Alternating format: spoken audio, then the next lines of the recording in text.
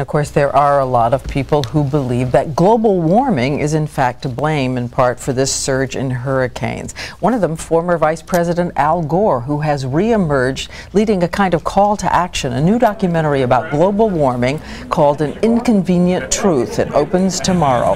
And it's raised the question, what impact will the documentary have on global warming and on the future of Al Gore? ABC's Claire Shipman has been tracking all this. Claire? Good morning, Diane. In political circles, everybody is asking the question that a few years ago might have been met with shock, even laughter. Could Al Gore be the comeback kid? The guy that George Bush Sr. once derisively dubbed Ozone Man may have hit his stride after 5 years in hibernation by promoting his longtime passion. Al Gore and global warming. On the face of it, not two subjects you'd expect to add up to the buzziest film since the last Michael Moore flick. But check it out. Here's Al being celebrated in Cannes. Hey man, how you doing? Doing the celebrity thing at an LA opening. Power walking a green carpet in Washington as rumors of another presidential run swirl. And home running his deadpan visit to Saturday Night Live. The President of the United States. I have faith in Baseball Commissioner George W. Bush when he says we will find the steroid users if we have to tap every phone in America. And will President Bush see the film? Doubt it. If we listen carefully and clearly to what the scientific community of the entire world is saying, not just saying, they're shouting it now. They're saying, hey, wake up. We're facing a planetary emergency here.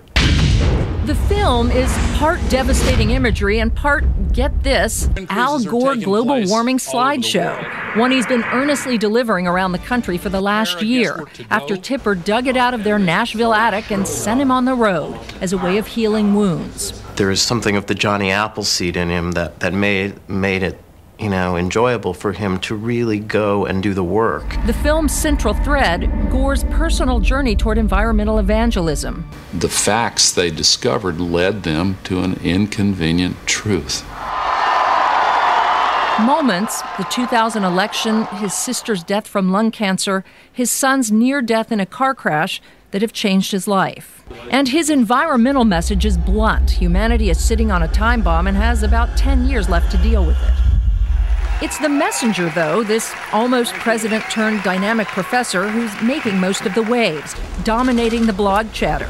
Is he going to go for the Oval again? The Al Gore narrative is an amazing narrative. A man kind of born to rule, who had the most spectacular defeat in American history, coming back with a very powerful message at the top of his game. Now, what does Al Gore say about the possibility of another run? We asked him the other night, Diane, at his opening here in Washington. He gave a hearty laugh, but didn't say no.